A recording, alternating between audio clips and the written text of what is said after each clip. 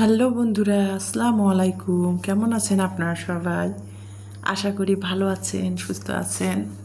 প্রতিদিনের মতো আজকেও আর একটি ভিডিও নিয়ে আপনাদের মাঝে হাজির হলাম আমার দৈনন্দিন জীবনে। তো এই যে সকাল 9টা থেকে আজকে শুরু করেছি আপনাদের মাঝে। তো আজকে রোজ শুক্রবার, সবাইকে জানাই জুমা মোবারক। তো সকালবেলা প্রতিদিনের মতো তো আমি আর কি গ্যাসের খালি পেটে নাস্তা খাওয়ার আগে গ্যাস্ট্রিকের ওষুধ খেয়ে তারপরে এসবগুলোর পানি দিয়ে খেয়ে নেই খালি পেটে। তারপরে নাস্তা বানাই, নাস্তা খাই। তো গ্যাস্ট্রিকের ওষুধটা এসবগুলোর পানি দিয়ে খালি পেটে খেয়ে নিলাম, নিয়ে তারপরে নাস্তা বানাবো। তো গতকালকে আমি রুটি বানিয়েছিলাম, 2টা রুটির লাচ্ছি বেঁচে গিয়েছিল। সেটা আর কি আমি ফ্রিজে রেখে দিয়েছিলাম, পলিথিনে করে ফ্রিজে রেখে দিয়েছিলাম। সেই লাচ্ছি 2টা বের করলাম ফ্রিজ থেকে। আর এই যে দেখতে পাচ্ছেন সয়াবড়ি আর কি পানি একটু হালকা গরম করে নিলাম, নিয়ে সয়াবড়ি ভিজায় রাখলাম। হালকা গরম করে পানিটা নিয়ে সয়াবড়িটা ভিজায় রাখলাম যে ততক্ষণ 4-5 মিনিট ভিজুক। আর ওই যে ফ্রিজ থেকে লাচ্ছি 2টা রুটি বের করলাম, বের করে এখন সেই 2টা ভেজে নিচ্ছি রুটি, দেখতে পাচ্ছেন। আর ফ্রিজে মানে রুটির লাচ্ছি 2টা ছিল, তো রুটি 2টা কত সুন্দর নান রুটির মতো ফুলে নরম তুলতুলে হয়ে গেছে। তো রুটি 2টা ভেজে নিলাম, এর ফাঁকে সয়াবড়িটা ভিজে গেছে।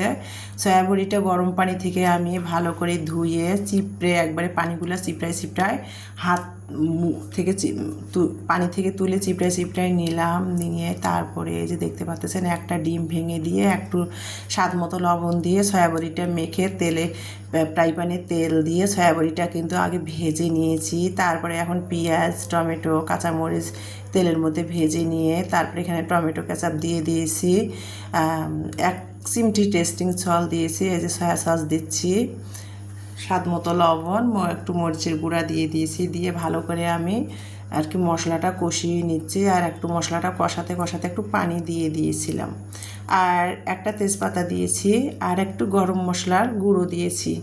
মানে এটা আর কি খেতে মাংসের না ফ্লেভার আসবে আর কি, তো সেজন্য গরম মশলার গুঁড়ো দিয়ে দিয়েছি। সবসময় ম্যাগি মশলা দেয়, আজকে ম্যাগি মশলা নাই, সেই জন্য গরম মশলার একটু গুঁড়ো দিয়েছি। খেতে ফ্লেভারটা খুব সুন্দর লাগবে, মাংসের ফ্লেভার আসবে সেই জন্য।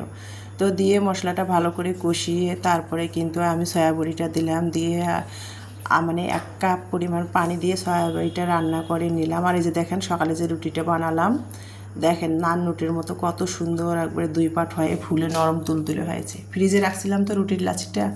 তো এই যে নামাবার আগে একটুখানি মশলার গুঁড়া দিলাম, গরম মশলার ভাজা জিরার গুঁড়া দিয়ে নেড়ে চেড়ে তারপরে এই যে সয়া সস টমেটো কেচাপ দিয়ে এখন সকালের নাস্তাটা খেয়ে নিব। সেটাই আমার প্রিয় আপু ভাইয়া আমার দর্শক বন্ধুদের সাথে শেয়ার করতেছি শুক্রবারের সকালের নাস্তা সয়াবড়ি। তো যাই হোক, যেটা বলতেছিলাম, আর গরম পড়েছে ইদানিং, সকালে চা খাওয়া বন্ধ করে দিয়েছি, প্রচুর গরম। যদিও চা লাভার যারা তারা কিন্তু সকালবেলা মানে যত গরমে হোক চা না খেলে কিন্তু সকালটা সকাল মনে হয় না, কিন্তু ওই যে গরমের কারণে সকালে চা খাওয়া বন্ধ করে দিয়েছি। প্রচুর গরম, পারলে একটু লেবু পানি খাই। তো যাই হোক, সকালের নাস্তাটাও খাওয়া শেষ হলো। এখন আমি পেঁয়াজের রান্না করব। তো পেঁয়াজ ছিলে নিয়েছিলাম, তো পেঁয়াজের খোসাগুলো ছিল, সেটা দেখেন কি করব সেটাই আপনাদের সাথে শেয়ার করতেছি। 90 দশকের আগের দিনের কথা, আমার দাদি পোলাও রান্না করতো। মানে আমার মা এখনও আমার দাদির মতো আমার মাও পোলাও রান্না করে মাঝে মধ্যে। তো আমার দাদির রেসিপিটা ভাবলাম আজকে একটু পোলাও রান্না করি। আমার দাদির রেসিপিটা আমি হঠাৎ দাদির কথা মনে পড়লো যে দাদি আগের যুগে দাদিরা তো এভাবে আর কি পোলাও রান্না করতো। তো পোলাও রান্না করব দুপুরে, এখন প্রায় 11:30-12টা বেজে গেছে। তো পোলাও রান্না করব। পেঁয়াজের যে খোসাটা, আমি তরকারি রান্না করার জন্য পেঁয়াজটা ছিলে নিলাম। তো খোসাগুলো অনেকগুলো হয়েছে, খোসাগুলো একটু হালকা করে ধুয়ে এখানে আমি গরম পানি দিয়ে চুলায় বসিয়ে দিয়েছি। পানিটা বলক আসছে, দেখতে পাচ্ছেন পানিটা বলক আসছে। তারপরে এখন পেঁয়াজের খোসাগুলো আমি সেঁকে নিব, আর পেঁয়াজের খোসাগুলো সেঁকে নিয়ে একটু পোলাও রান্না করব।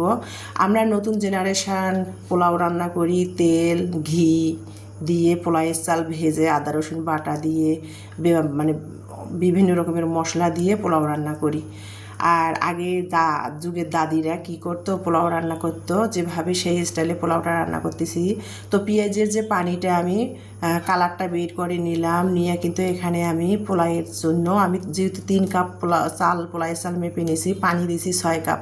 তো 6 কাপ পানি মেপে কিন্তু পেঁয়াজের খোসাটা পানির মধ্যে দিয়ে বলক এনে পানিটা ছেঁকে তারপরে এই যে একটুখানি সামান্য একটা পেঁয়াজ কুচাই দিয়ে পানিটা আমি তেলানি করে নিলাম, নিয়ে তারপরে কিন্তু পেঁয়াজের খোসাগুলো সেঁকে ফেলাই দিয়ে পানিটা তেলানি করে নিলাম। ওই পানির মধ্যে 2টা দারচিনি, 2টা সাদা এলাচি আর 2টা তেজপাতা দিছি, দিয়ে পানিটা আবারও ভালো করে বলক এনে একটুখানি লবণ দিয়ে তারপরে পোলাওয়ের চালটা ধুয়ে পানি ঝরে রাখছিলাম, সেই পোলাওয়ের চালটা দিয়ে দিয়েছি। আর দেখেন কত সুন্দর পোলাওটা হয়েছে আজকে।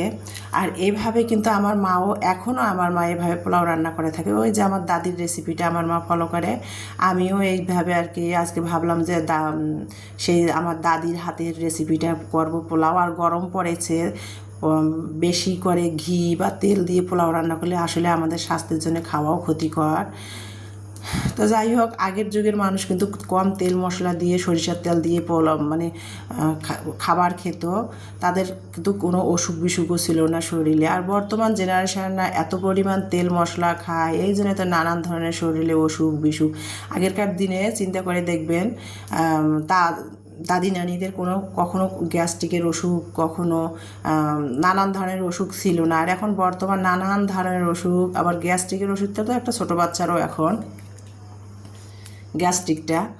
তো আগেরকার দিনের দাদি নারীরা কিন্তু তেল মশলাটা কম খাইতো। আগেরকার দিনে একটাই শুধু রোগ হইতো, ডায়রিয়া। আর আগেরকার দিনে ডায়রিয়া হলে না একজন আর একজনের বাড়ি যেত না, সেই রোগটা ঘরে ঘরে হইতো, আর সেটাই সবাই ভয় পেত। আর কোনো রোগ ছিল না বলতে এক প্রকার।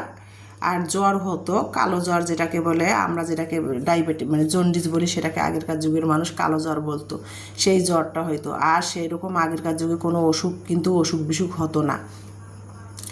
আর বর্তমান যুগে আমরা কেমিক্যাল খেয়ে খেয়ে আমাদের শরীরে কেমিক্যাল দিয়ে ভরে গেছে, আর নানান ধরনের অসুখও আমাদের শরীরে বাঁধতেছে। তো যাই হোক, যেটা বলতেছিলাম, আগেরকার যুগে কিন্তু আমরা এই যে দেখেন বর্তমান যুগের কথা বলি, বর্তমান কিন্তু আমরা একটা জর্দা পোলাও রান্না করলে কালার ব্যবহার করে থাকি, আবার মানে বিভিন্ন খাবারে কালার ফুডগুলো ব্যবহার করে থাকি, এই জন্য নানান ধরনের আমাদের অসুখ বিসুখ বাসা বাঁধে শরীরে। আগেরকার যুগের দাদি নানিরা কিন্তু রান্না করতো, কোনো কেমিক্যাল মিশাতো না খাবারে। তো সেই স্টাইলে আমি আর কি পোলাওটা রান্না করলাম। দেখেন পোলাওটা কত সুন্দর কালার হয়েছে, মনে হয় যেন পোলাওয়ের কালার ব্যবহার করেছি। ওই যে পেঁয়াজের পাতাটা যে আমি পানিটা বলক এনে পোলাওটা রান্না করছি, দেখেন কত সুন্দর একটা পেঁয়াজের কালার আসছে পোলাওটা। তো আগেরকার যুগের মানুষের কিন্তু অনেক বুদ্ধি ছিল, তো সেটাই আর কি সেভাবে পোলাওটা রান্না করলাম। আর গরম হলে কিন্তু এইভাবে পোলাও রান্না যদি প্রতিদিনে পোলাও খান তারপরও কোনো ক্ষতি হবে না, কারণ হালকা তেল দিয়ে পোলাও রান্না করেছি। দেখেন কত সুন্দর পোলাওটা ঝরঝরেও হয়েছে, আবার সুন্দর একটা কালার আসছে। তো যাই হোক, আমার দাদির রেসিপিটা ফলো করে মুরগির রোস্ট একটু বানিয়ে নিলাম, যে পোলাও শুধু খাবো, মুরগির রোস্ট বানিয়ে নিলাম। মুরগির রোস্ট দিয়ে পটল ভাজি দিয়ে আর শসা গাজর টমেটো একটু সালাদ বানিয়ে নিয়ে দুপুরের খাবারটা খাচ্ছি, আর আমার প্রিয় আপু ভাইয়াদের সাথে শেয়ার করতেছিলাম। আর পোলাওটা যে এত মজা হয়েছে যে আমার প্রিয় আপু ভাইয়ারা যদি পাশে থাকতেন, যদি খাইতেন, একটু টেস্ট করতেন, তাহলে বুঝতে পারতেন কত সুন্দর পোলাওটা টেস্ট হয়েছে। মানে হালকা তেল দিয়ে যে পোলাওটা রান্না করেছি আমি, এত সুন্দর হয়েছে পোলাওটা। তো যাই হোক, কালারটাও খুব সুন্দর আসছে। ইলমাতো পোলাওটা দেখে খুবই খুশি, কালার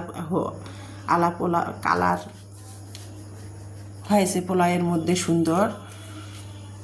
তো যাই হোক, দুপুরের খাবারটা মুরগির রোস্ট একটু করে নিয়েছিলাম, সেটা দিয়ে আর কি দুপুরের খাবারটা খাচ্ছিলাম।